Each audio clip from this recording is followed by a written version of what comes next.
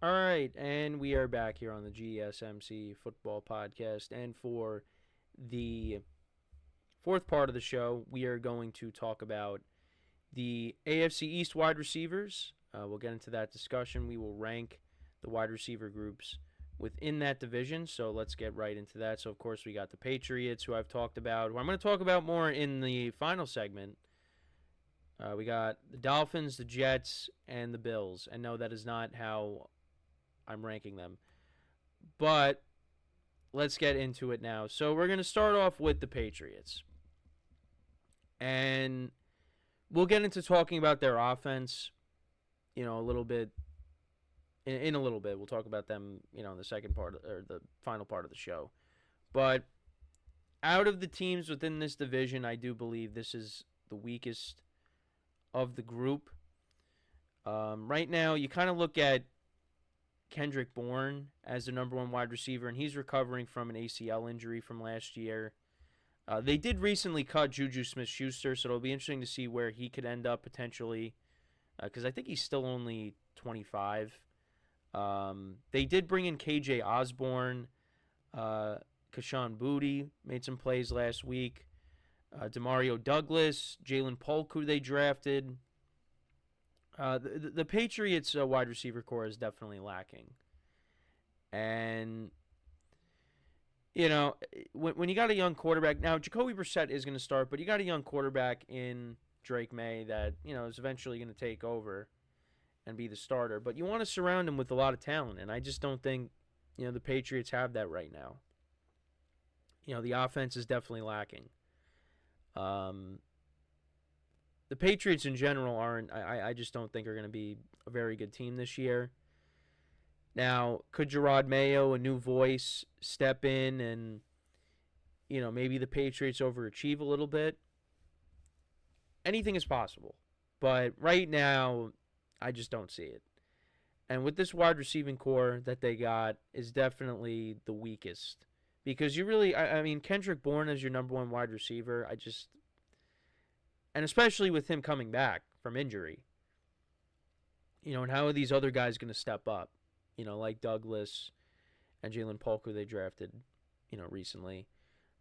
They do have some young guys on this team, but again, I just, right now, I don't really see anybody as a difference maker.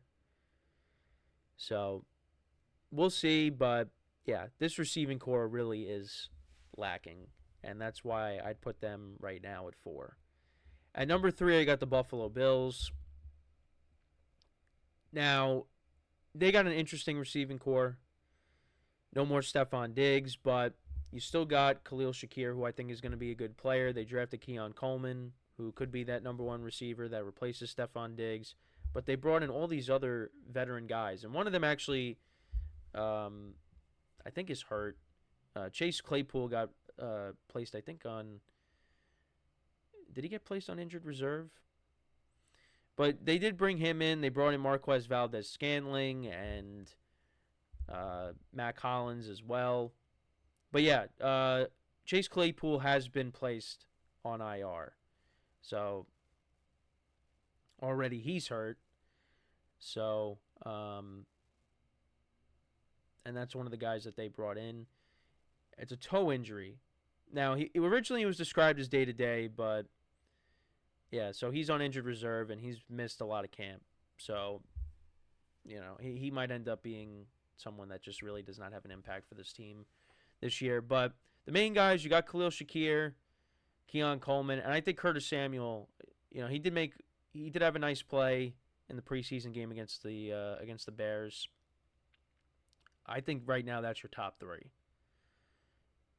Top 3 wide receivers. And I think Curtis Samuel could be decent in this offense. We'll see how Keon Coleman is at the NFL level. I really do think Khalil Shakir could be the number one receiver in this offense. Made some good plays down the stretch for them last year, and then had that touchdown reception in the playoffs against the Bills or against the Steelers, where he just broke a bunch of tackles and was able to score. He's a good player for them. So I don't know. I maybe I'm too optimistic when it comes to him, but I think right now that's your top 3, and then you got MVS and Matt Collins and those other guys, as your depth pieces. So But yeah, right now there's no true number one wide receiver on this team at the moment. So that's why I'm kind of putting them at 3. So then at number 2, I got the New York Jets. Now they have their number one wide receiver, and that's Garrett Wilson. And despite all the quarterback injuries last year, and just it was a quarterback carousel, it was a mess last year. Garrett Wilson still did put up over 1,000 yards, and now with Aaron Rodgers this year, hopefully healthy. Last year Garrett Wilson had 1,042 receiving yards, 95 receptions, 3 touchdowns. I mean, I expect those numbers to be up if we have a healthy Aaron Rodgers. And then on top of that, they also brought in Mike Williams. They drafted Malachi Corley. So those are your top 3 wide receivers right now. You also have Xavier Gibson. Allen Lazard is hoping for a bounce-back season. And, look, he was really bad last year, but I do think you got Aaron Rodgers. Lazard should be better this year. But who knows? Right now, though, you know that Mike Williams and Garrett Wilson are going to be 1 and 2. Malachi Corley could be that number 3. But like I said, you got Xavier Gibson, you got Lazard. So, yeah. But they do have their number one wide receiver, and that's Garrett Wilson. With the Bills, I mean, if they still had Stephon Diggs, I probably would have put the Bills ahead. But right now, because there's just some unknowns there. I mean, there's unknowns with the Jets too, because Mike Williams is working his way back from injury, and on top of that, your quarterback's coming back from injury. So, if your quarterback position isn't in the best situation, the receivers definitely will be impacted by that. So, yeah, I like the Jets at 2. I with Garrett Wilson and Mike Williams. If Mike Williams is healthy, which has been a problem for him, he should be good. Garrett Wilson with the healthy Aaron Rodgers, could be in line for his best season so far as a pro going into year 3. So I got them at 2. And then at 1, I mean, this was pretty easy. This was a no-brainer, and that's the Dolphins. 2,000-yard receivers in Tyreek Hill and Jalen Waddle. With the NFL's passing yards leader last year in Tua Tagovailoa. A big part of that is because of having these 2 guys.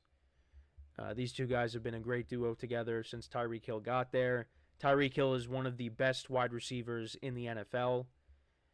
You could make the argument that he is the best wide receiver in the NFL. Jalen Waddle is one of the best number 2 wide receivers in the NFL as well. He's been a good player since they drafted him.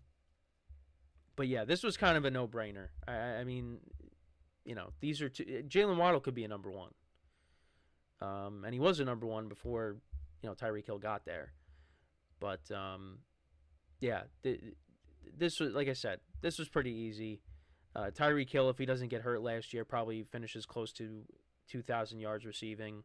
And we'll see if he ends up getting to that mark, if he doesn't get hurt. Yeah, it was pretty easy to, to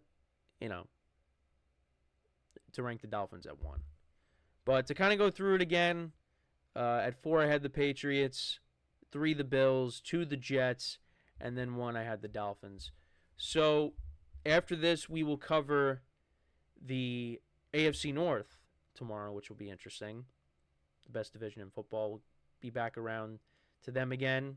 With doing these rankings, we're back there. Like I said, 3 more divisions after this. We got the AFC North, AFC South, and then the AFC West, and then we're done with the receiver rankings.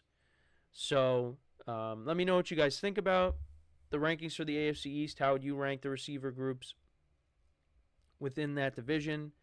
So, yeah, when we come back from our final break of the show, we will talk about the Patriots again, because I know we've been talking about them in pretty much every segment. We will preview the game tonight between them and the Eagles. Obviously, it's preseason, but I believe that is the only game that is on tonight. So we will talk about that, and just some more stuff to talk about with the Patriots from some of the stuff that I was reading on their offense specifically. But yeah, that is the only game tonight. Then a bunch of teams play Saturday, and then we have 2 games on Sunday, which are both being played at the same time on Sunday. So rest of the teams play on Saturday, and then you got 2 games on Sunday. But yeah, we have 1 game today. So Thursday night football. That's when you know we're back, is when we got Thursday night football, and we are less than a month away from the first game of the regular season, which I cannot wait for. I'm just get us to that point already, please. I just want to get there so badly. But we'll talk about these 2 teams when we come back, what to expect from tonight. Again, with the Eagles, you're probably not going to see any of their starters. But the Patriots, you'll probably see, Drake May, I think. So that's what we will get into when we come back from our final break of the show already. The show always goes fast. So for one final time today, stick around, and we'll be right back here on the GSMC Football Podcast.